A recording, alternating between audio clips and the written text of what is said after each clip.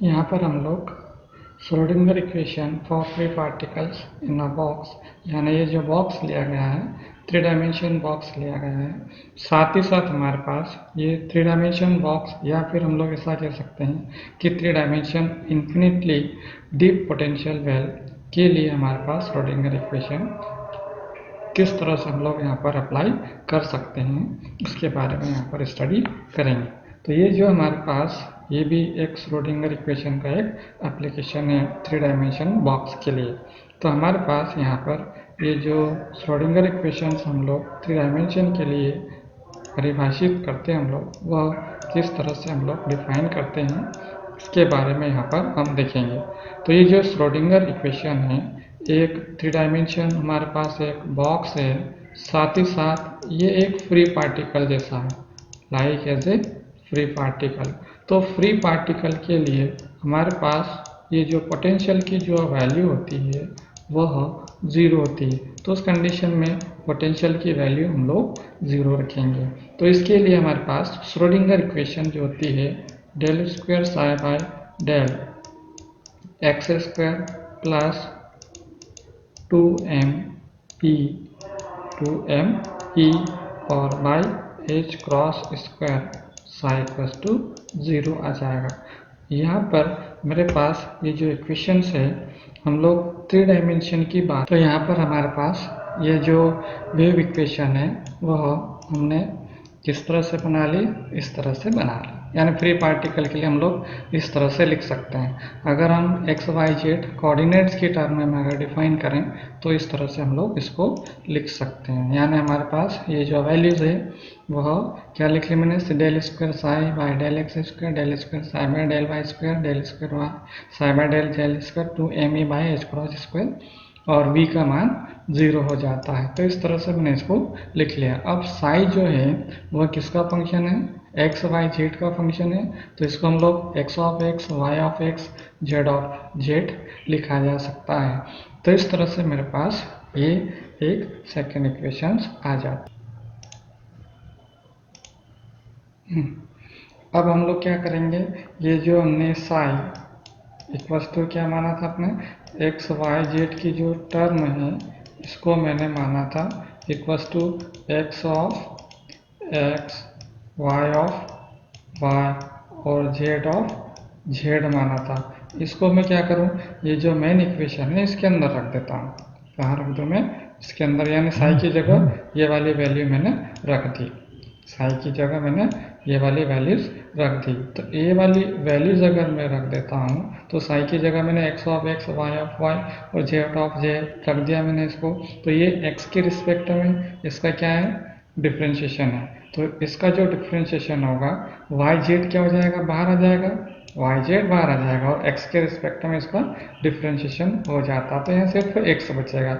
इसी तरह से यहाँ वाई के रिस्पेक्ट में है तो एक्स और जेड क्या हो जाएगा, बाहर आ जाएगा, और यहाँ क्या बचेगा आपके पास, y यहीं पर रह जाएगा। तो y और y डेल वाई स्क्वायर के रिस्पेक्ट में डिफरेंशिएशन हो जाएगा।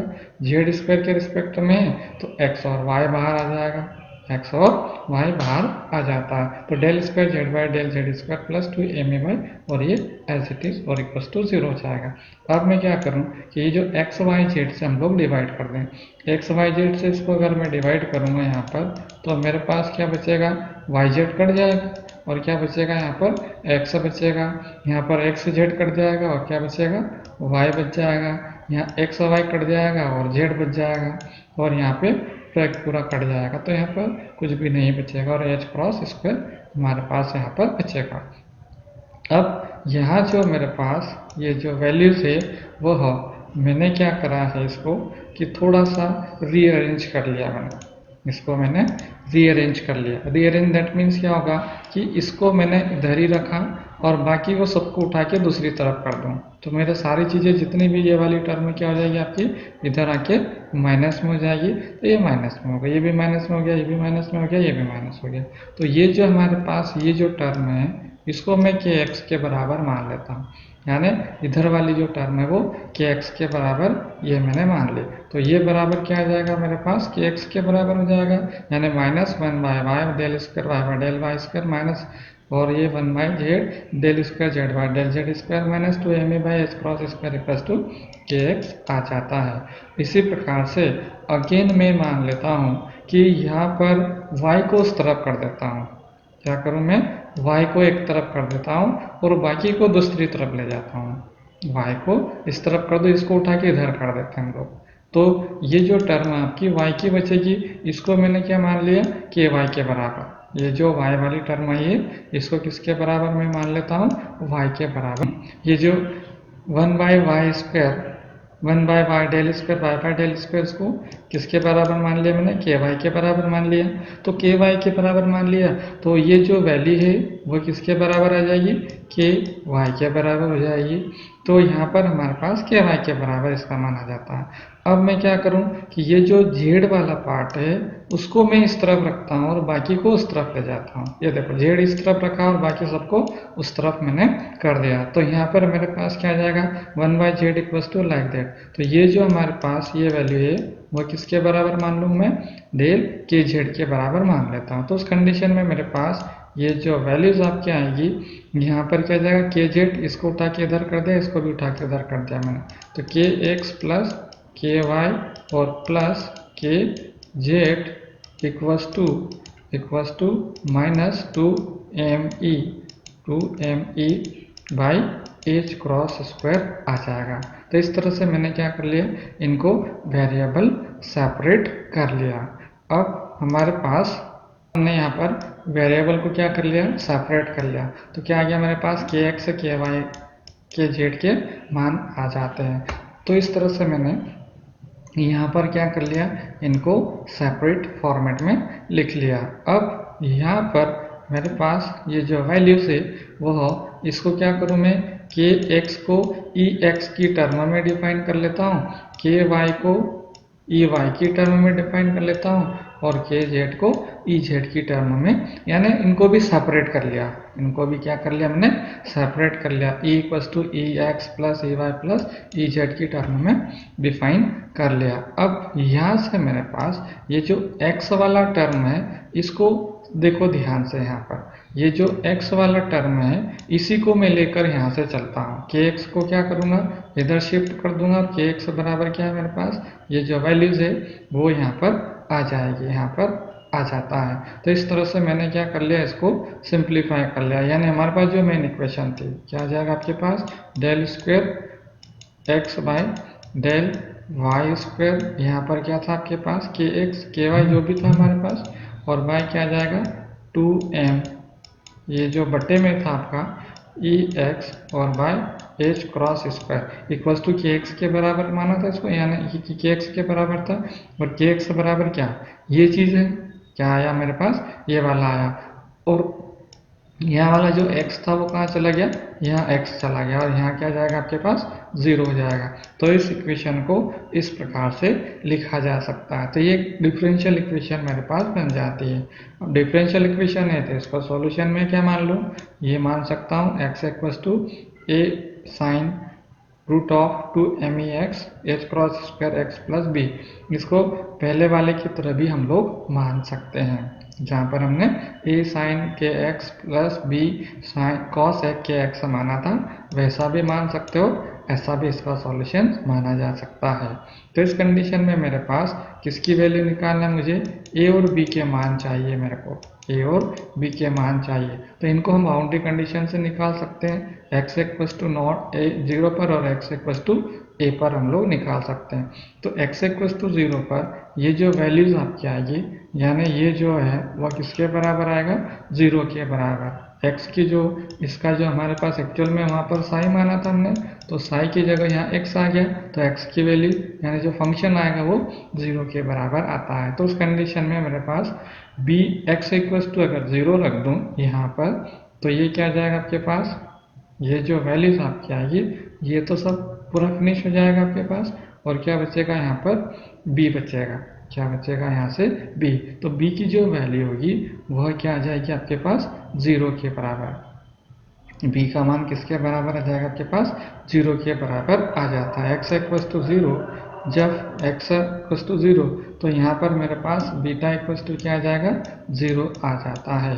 तो इस कंडीशन में मेरे पास इसको अगर सॉल्यूशन हम लोग ये मानते तो बहुत अच्छी तरह से हम लोग समझ में ये आ जाता।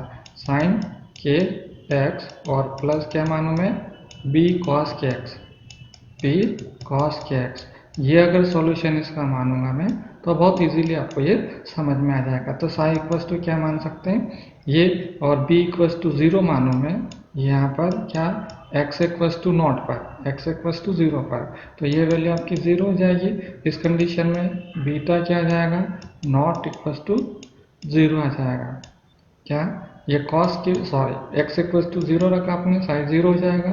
तो b इक्वल टू क्या आ जाएगा, यहाँ पर 0 हो जाएगा, b इक्वल टू क्या आ जाएगा, 0 आता है। तो उस कंडीशन में मेरे पास यहाँ पर b इक्वल टू 0 आ जाता है। तो फाइनल हमारे पास ये जो इक्वेशन है वह क्या आ जाएगी, इस तरह से मेरे पास जनरेट हो जाती है। तो ये जो मेरे पास वैल्यूज है ये वह क्या आएगी आपके पास, इस तरह से हम लोग क्या आ गया, ये किसका मान आ गया आपके पास, फाइनल मेरे पास ये हमारे पास क्या आ गया, साइन एक्स इक्वल टू क्या आ गया आपके पास ए। अब हमें क्या निकालना है, ए का मान निकालना है। यहाँ पर किसका मान निकालना है हमें, रूट ऑफ ये जो 2me, ये सेम एज इट इज निकाला है जैसे मैंने पहले फाइंड किया था, एच क्रॉस स्क्वायर। तो ये वैल्यू आ गई। अब ए का मान निकालना है तो मैक्सिमम प्रोबेबिलिटी से हम लोग इसका मान निकाल सकते हैं, ए का मान, जिसका मान √2/a आता है, इसका मान √2/a आता है। इसी तरह से मेरे पास मैं क्या करूँ, यहाँ पर ये जो दूसरी इक्वेशन हमारे पास आती है, ये तो किसका आ गया, x का मान आ गया, इसका मान आ गया आपके पास, x का मान आ जाता है। इसी तरह से मैं दूसरी boundary condition x equal to a पर निकालूँ, x इक्वल टू a पर, तो ये x इक्वल टू कहाँ पर आ गया, a पर आ जाएगा, और वहाँ पर भी क्या आ जाएगा, वैल्यू आपकी 0 हो जाती है। तो a साइन ये लाइक दैट हो जाएगा। उस कंडीशन में मेरे पास क्या आ जाएगा, ये n पाई के बराबर आ जाता है। तो n पाई यानी ये हम लोग निकाल सकते हैं। तो इस तरह से मेरे पास ये सिंपल सॉल्यूशंस आ जाता है। ये इसको हम लोग कहाँ यूज़ करेंगे, एनर्जी को फाइंड करने में हम लोग यूज़ करते हैं। स्क्वायरिंग बोथ साइड अगर कर दें तो यहाँ से हम लोग डायरेक्ट किसका मान निकाल सकते हैं, ई एक्स का मान निकाला जा सकता है। तो यहाँ पर क्या जाएगा आपके पास, एन स्क्वायर पाई स्क्वायर और पाई पाई, इसको मैं नीचे लिख देता हूँ, एन स्क्वायर पाई स्क्वायर और एच क्रॉस स्क्वायर और बाई ए, और वहाँ से क्या जाएगा 2m। तो ई एक्स का मान इतना आ जाएगा। तो ई एक्स का मान हम लोग यहाँ से निकाल सकते हैं। तो इस तरह से मेरे पास किसका मान आ गया, एनर्जी का मान भी निकाल सकते हैं। अब ये जो मेरे पास आया है, ये जो इक्वेशन आप क्या, ये √2mx बराबर क्या आ गया, nx पाई बाई ए आ गया। तो इसकी जो वैल्यू है वो मैंने कहाँ रख दी, ऊपर वाले इक्वेशन के अंदर 2me, इसकी जगह मैं क्या रख दूंगा, ये जो n पाई एक्स बाई ए वह वाली वैल्यू रख दूंगा। फिर मुझे ए का मान फाइंड करना है, तो प्रोबेबिलिटी के मान से इसकी जो मैक्सिमम प्रोबेबिलिटी 1 होती है तो वहाँ पर हम प्रोबेबिलिटी का फार्मूला लगाकर क्या कर सकते हैं, सिंप्लीफाई कर सकते हैं। तो ये जो सिंप्लीफिकेशन है वह हम लोग जानते हैं कि इसका क्या जाएगा, स्क्वायर हो जाएगा, ए स्क्वायर हो जाएगा, यानी साई एक्स स्टार हो जाएगा। तो इनकी जो स्क्वायरिंग हो जाएगा, इसके अंदर ये वाला हम लोग फार्मूला से हम लोग इसकी वैल्यू रख सकते हैं। तो इंटीग्रेशन करूंगा तो मेरे पास क्या आ जाएगा, a square a by 2 equal to 1। तो ए इक्वल टू क्या आ जाएगा, √2/a हो जाएगा। और फाइनली ये इक्वेशन हमारे पास आ जाती है। और ये एनर्जी के मैंने यहाँ पर सॉल्व करके आपको बता दिया।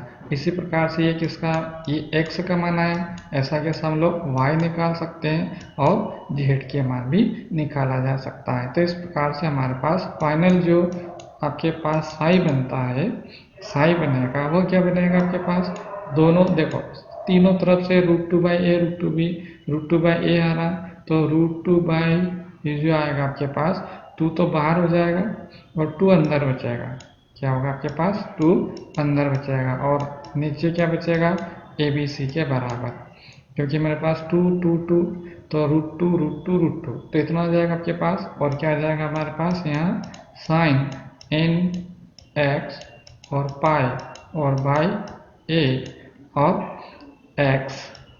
सिमिलरली फिर दूसरा जो टर्म आएगा मल्टीप्लाई में साइन एन वाई पाई और बाई ए इंटू वाई, और थर्ड टर्म आएगी हमारे पास sine n z pi by a into Z.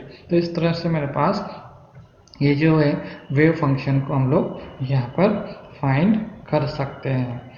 अब हमारे पास ये जो वेव फंक्शन आई है वह कैसे निकाल सकते हैं हम लोग, इस तरह से फाइंड कर सकते हैं। और इसी प्रकार से हम लोग किसको निकाल सकते हैं, एनर्जी को भी निकाला जा सकता है। यहाँ जो एनर्जी मैंने क्या निकाली, ई एक्स में निकाली। अगर मैं टोटल एनर्जी अगर मैं फाइंड करना चाहता हूँ, यहाँ पर टोटल अगर एनर्जी निकालूं तो मेरे पास ये जो ई का मान आएगा वह क्या आएगा आपके पास, ई एक्स प्लस ई वाई और प्लस ई जेड के बराबर आएगा। तो यहाँ से क्या करूँ मैं आपको, यहाँ पर मैं क्या करूँ, यहाँ पर ये जो क्या है आपके पास, ये एन एक्स है, एन एक्स है।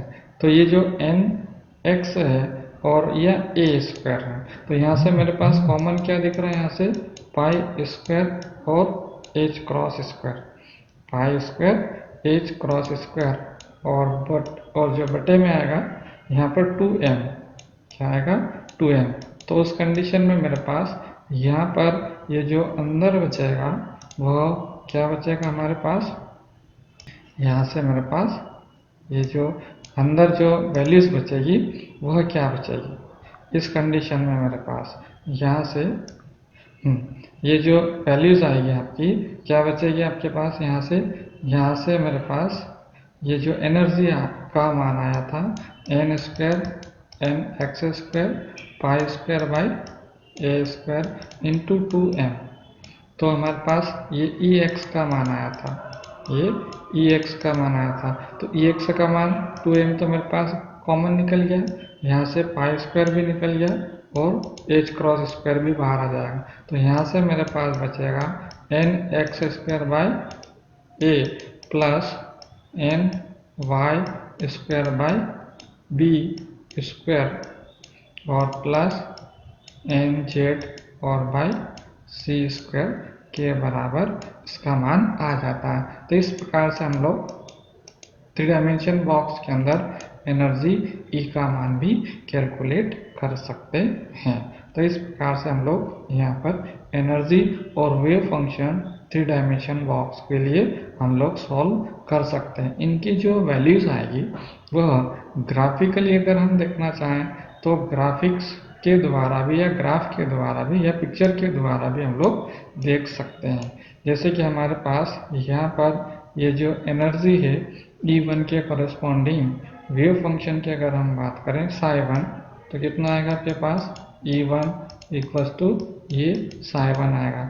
इसी तरह से मैं अगर n2 अगर निकालूँ यहाँ पर तो मेरे पास ये इस तरह से आएगा, ये n इक्वल्स टू 2 या फिर ये E2 यहाँ पर ये जो 4 E1 के बराबर आएगा, 4 E1 के बराबर आएगा।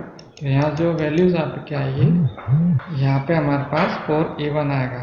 इसी तरह से क्या आएगा आपके पास, यहाँ अगर मैं रख दूँ तो यहाँ पर क्या आएगा 9 E1, यहाँ जो वैल्यूज आएगी आपकी 9 E1 आएगी। और यहाँ जो आपके पास ये इस तरह से बनेगा, कितने बनेगी आपके पास 3, ये आपके पास एंटी नोड्स बनते हैं, यहाँ 2 एंटी नोड्स बनते हैं और यहाँ एक ही एंटी नोड्स बनता है। और यहाँ पे नोड्स कितना बनेंगे 1 2 3 नोड्स बनते हैं, यहाँ पर 2 नोड्स बनते हैं। ये पहले हम लोग स्टडी कर चुके हैं, पहले वाले वीडियो के अंदर जाके हम लोग सारी चीज़ें देख सकते हैं कि किस तरह से प्रस्पंद और निस्पंद को हम लोग फाइंड करते हैं। तो इस प्रकार से वेव फंक्शन को हम लोग यहाँ पर डिनोट कर सकते हैं एनर्जी की टर्मिनोलॉजी में। तो इस प्रकार से हम लोग यहाँ पर ये चीज़ें ग्राफ के द्वारा एक बॉक्स के अंदर, ये जो 3 डायमेंशन बॉक्स है उसके अंदर एनर्जी और वेव फंक्शन का पैरामीटर्स क्या होगा उसके बारे में स्टडी कर सकते हैं।